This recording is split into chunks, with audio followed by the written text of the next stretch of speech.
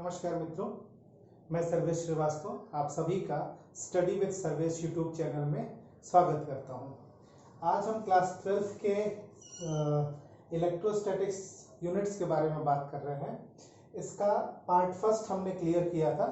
जो नए हैं वो पहले पार्ट को देख सकते हैं। आज हम पार्ट सेकेंड के बारे में बात करेंगे।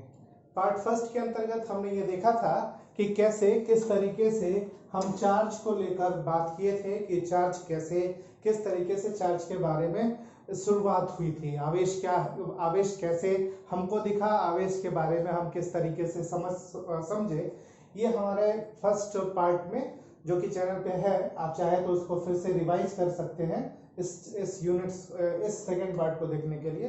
तो चार्ज की शुरुआत वहां से हो गई थी और साथ में जो फोर्स बन रहा था उस फोर्स के बारे में भी बात हुई थी। तो आवेश यानी चार्ज है क्या, थोड़ा और आज इसके बारे में एक्सप्लेनेशन यानी व्याख्या करते हैं। सपोज कर लीजिए, मान लेते हैं कि हमारे पास इस तरीके के दो रॉड हैं। एक रॉड ग्लास की है और एक प्लास्टिक की रॉड है। मैं क्या करता हूं कि ग्लास को इस अपने कपड़े से, शर्ट्स के कपड़े से रब करने के बाद कागज के छोटे छोटे टुकड़ों के पास लेके जाता हूं, तो मैं ये पाता हूं कि ग्लास की रॉड इन कागज के टुकड़ों को अपनी तरफ अट्रैक्ट करता है। ठीक इसी तरीके से मैं इस प्लास्टिक की रॉड को भी ऐसे रब करने के बाद कागज के छोटे छोटे टुकड़ों के पास लेके जाता हूं, तो ये पाता हूं कि ये प्लास्टिक की रॉड भी इन कागज के टुकड़ों को अपनी तरफ अट्रैक्ट करती है। ठीक इसी तरीके से मैं क्या करता हूं, इस तरीके के दो ग्लास रॉड लेता हूं और दोनों ग्लास रॉड को रब कर देता हूं।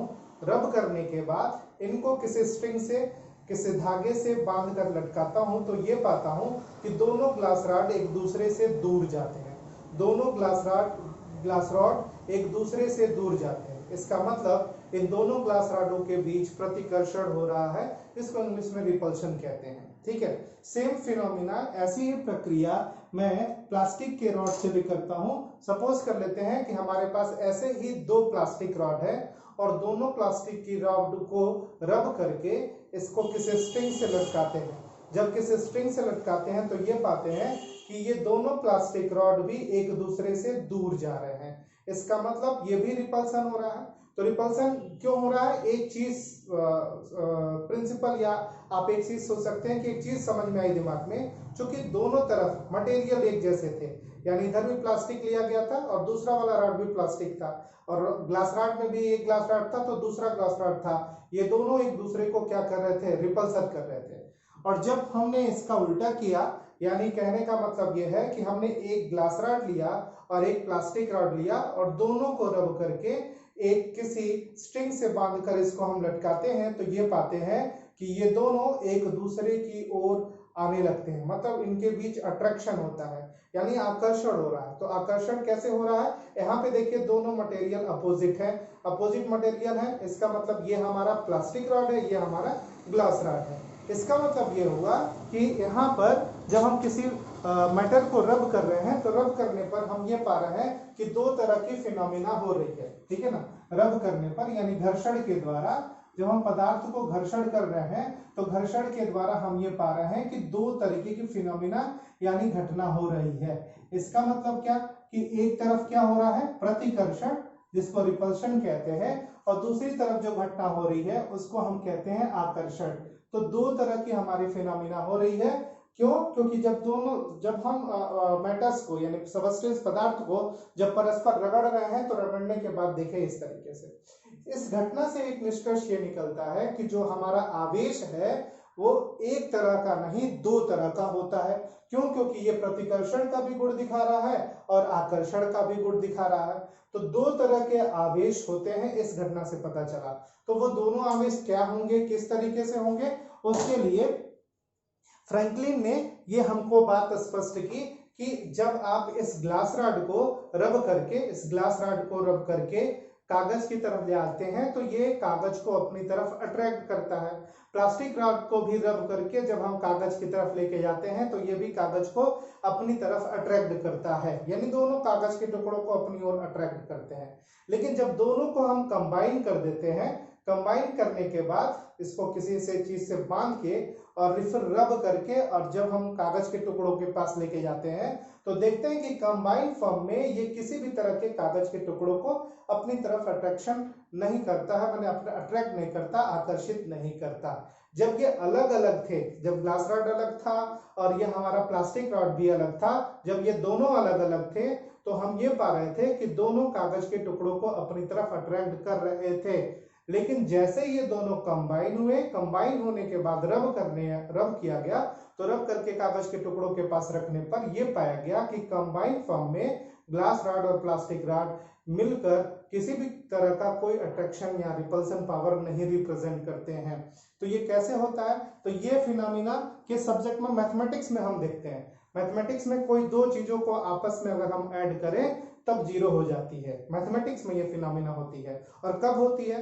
इक्वल अमाउंट में पॉजिटिव वैल्यू इधर हो और इक्वल अमाउंट में निगेटिव वैल्यू अगर इधर हो, और दोनों को अगर हम ऐड कर दें तो वैल्यू जीरो के बराबर। इसका मतलब यह है कि अगर इस पे +2 है और इस पे -2 है तो मिलके ये क्या हो जाएगा? जीरो हो जाएगा। या इस पे +1 है, इस पे -1 है, मिलके करेंगे तो वैल्यू किसके बराबर हो जाएगी? जीरो के बराबर हो जाएगी। तो फ्रैंकलिन ने इस हिसाब से हमें बताया कि वास्तव में जो आवेश है, आवेश जो है वो दो प्रकार के होते हैं, यानी आवेश के जो प्रकार होंगे वो हम ये पाएंगे कि आवेश दो प्रकार के होते हैं। और पहले को हम लोग धनावेश कहते हैं, पहला वाला जो होगा वो हमारा धनावेश होगा और दूसरा वाला जो होगा वो हमारा क्या होगा? ऋणावेश होगा। फ्रैंकलिन के एक्सपेरिमेंट के थ्रू इस बात को हम समझ सके कि आवेश यानी चार्ज क्या क्या कर रहा है। तो हम ये देखें कि चार्ज को रब करने पर, माने पदार्थ को रब करने पर, रगड़ने पर हम ये पाते हैं कि पदार्थों के भीतर दो तरह का बिहेवियर होता है, प्रतिकर्षण और आकर्षण का। उसका कारण क्या है? तो उसके कारण के बारे में ये पता चला कि वास्तव में आवेश एक तरह का ना होकर दो तरह का होता है। पहले वाले को धनावेश कहते हैं, दूसरे वाले को ऋणावेश कहते हैं। इसका मतलब ये हुआ होगा कि जब समान समान आवेश अगर पदार्थों पर उपस्थित होंगे तो वहां पर प्रतिकर्षण उत्पन्न हुआ होगा, और जब विपरीत आवेश होंगे धन और ऋण तो वहां पर क्या हुआ होगा? आकर्षण हुआ होगा। तो ये हमारा आवेश के कुछ बिहेवियर पता चले हमें कि आवेश किस तरीके से बिहेव करता है। अब आवेश है क्या, या आवेश को किस तरीके से डिफाइन करें कि आवेश है क्या? तो हम कह सकते हैं आवेश जो है वो किसी भी पदार्थ का एक मौलिक गुण है। ध्यान सुनेंगे, आवेश किसी भी पदार्थ का एक मौलिक गुण है जिसकी वजह से पदार्थों के अंदर वैद्युत गुण उत्पन्न होता है। कह सकते हैं कि पदार्थ, आवेश किसी पदार्थ का वह मौलिक गुण है, वह फंडामेंटल प्रॉपर्टी है जिसकी वजह से किसी भी पदार्थ में वैद्युत गुण उत्पन्न हो सकता है। आगे हम ये भी देखेंगे कि जब हमारा आवेश डायनेमिक नेचर में होगा, डायनेमिक नेचर में यानी जब गति करना प्रारंभ करेगा, तो हम ये भी देखेंगे कि आवेश जो है वो चुंबकीय गुण भी बनाता है। तो इसका मतलब ये भी है कि आवेश किसी पदार्थ का वह गुण है जिसके वजह से किसी पदार्थ में वैद्युत अथवा चुंबकीय गुण उत्पन्न होते हैं। तो दो बातें समझ में आई। तो पहले, अभी चूंकि हम स्टैटिक नेचर पढ़ रहे हैं तो इस स्टैटिक नेचर से यह स्पष्ट हो गया कि अगर किसी पदार्थ के मतलब अगर कोई पदार्थ इस तरीके से बिहेव कर रहा है तो उसका मतलब वो पदार्थ आवेशित है। इसका मतलब किसी भी पदार्थ का वह मौलिक गुण जिसके वजह से वो वैद्युत में प्रॉपर्टी रिप्रेजेंट करता है, प्रदर्शित करता है, तो हम कहेंगे कि वह हमारा पदार्थ उस मौलिक गुण के पास, वो पदार्थ का वह मौलिक गुण जो होगा वो क्या कहलाएगा? आवेश कहलाएगा। ठीक है, तो इस तरीके से आवेश की कुछ हम बातें समझे। अब हम ये देखते हैं कि इस आवेश के क्या क्या प्रॉपर्टी होती है। हम आवेश के प्रॉपर्टी को समझने की कोशिश करेंगे कि वास्तव में आवेश की प्रॉपर्टी क्या है। तो हम आवेश की ढेर सारी प्रॉपर्टी धीरे धीरे देखेंगे, बात करेंगे अलग अलग तरीके से। तो सबसे पहले जो आवेश की प्रॉपर्टी है वो हम ये देखते हैं, ठीक है ना। सबसे पहले आवेश प्रॉपर्टी जो है वो ये है कि हम ये पाते हैं कि जो सजातीय आवेश है, सजातीय आवेश जो है, सजातीय आवेश वो एक दूसरे को आकर्षित करते हैं, प्रतिकर्षित करते हैं। और विजातीय आवेश जो होते हैं, विजातीय आवेश जो है वो क्या करते हैं? आकर्षित करते हैं। इसका मतलब अगर किसी भी पदार्थ पर किसी भी पदार्थ पर अगर हम जैसा कि थोड़ी देर पहले एक्सपेरिमेंट के थ्रू हमने देखा था कि जब किन्हीं पदार्थों को हम परस्पर रगड़ रहे थे तो अगर सेम पदार्थ था तो वो एक दूसरे को क्या कर रहे थे, प्रतिकर्षित, और अलग अलग तरह के पदार्थ थे तो वो एक दूसरे को आकर्षित कर रहे थे। तो इसका मतलब क्या है कि हो सकता था इन दोनों पदार्थों पर, हो सकता है कि इन दोनों पदार्थों पर धनावेश होगा या हो सकता है इन दोनों पदार्थों पर ऋणावेश होगा।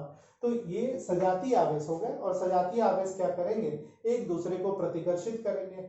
दूसरा जो है वो हमारा विजातीय आवेश, यानी एक पर प्लस चार्ज होगा दूसरे पर माइनस चार्ज होगा, तो प्लस और माइनस मिलते हैं तो इस तरीके से वो कौन सा गुण दिखाते हैं, आकर्षित करते हैं उन पदार्थों की। तो ये आवेश की हमारी पहली प्रॉपर्टी हुई कि समान आवेश एक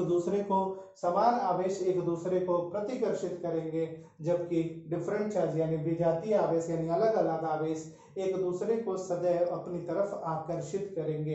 ये चार्ज की पहली प्रॉपर्टी है जो हम ये देख रहे हैं, ठीक है।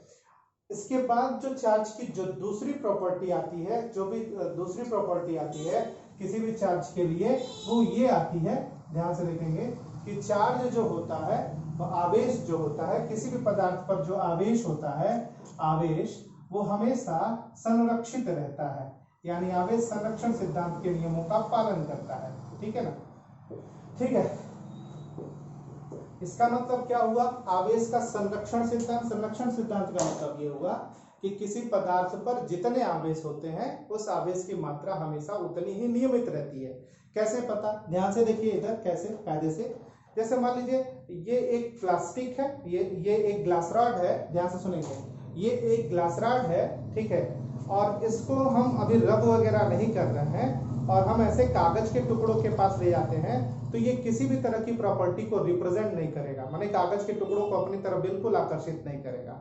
अब इसको हम रब करते हैं तो रब करने के बाद ये आवेशित हो जाता है और कागज के टुकड़ों को अपनी तरफ क्या करने लगता है, आकर्षित करने लगता है।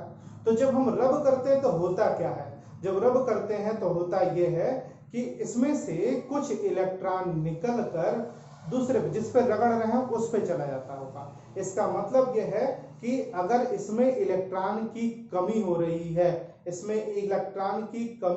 है, तो मेरे कपड़े पर जहां पर इसको हम रब कर रहे हैं उसमें इलेक्ट्रॉन की वृद्धि हो रही होगी। मतलब अगर यहाँ पे इलेक्ट्रॉन की हानि है तो यहाँ पर इलेक्ट्रॉन का क्या है, लाभ है। इसका मतलब क्या है कि आवेश को न तो हम उत्पन्न कर रहे हैं और न ही नष्ट, क्या हो रहा, केवल स्थानांतरित हो रहा है। एक पदार्थ से इलेक्ट्रॉन निकलकर, एक जगह से इलेक्ट्रॉन निकलकर दूसरे जगह इलेक्ट्रॉन पहुंच रहा है। तो ये जो प्रॉपर्टी होती है चार्ज की, इस प्रॉपर्टी को हम कहते हैं आवेश का संरक्षण सिद्धांत। फिर से समझ लीजिएगा, जब हम किसी रॉड वगैरह को या किसी भी पदार्थ को किसी चीज पर रगड़ते हैं तो रगड़ने से क्या होता है, इस पदार्थ से कुछ इलेक्ट्रॉन हो सकता है निकलकर दूसरे पदार्थ में जाते हो। इसका मतलब यह है कि अगर यहाँ पे इलेक्ट्रॉन की कमी हो रही है तो यहाँ पर इलेक्ट्रॉन की वृद्धि होगी, यहाँ पर जितनी ही कमी होगी वहां पर उतनी ही क्या होगी, वृद्धि होगी। तो नेट तो वही रह रहा है, नेट देखिए, नेट किसी भी तरीके कुछ भी नहीं है। तो इसका मतलब यह है कि आवेश जो होते हैं वो सदैव संरक्षित रहते हैं, ठीक है। अब इसके बाद जो चार्ज की जो अगली प्रॉपर्टियां होंगी वो हम कल के लेक्चर में देखेंगे। आप इस चैनल को सब्सक्राइब करिए, अगर वीडियो अच्छे लगे तो लाइक करिए और अच्छे लगते हो तो शेयर भी कीजिए। थैंक यू, आज के लिए बस इतना ही।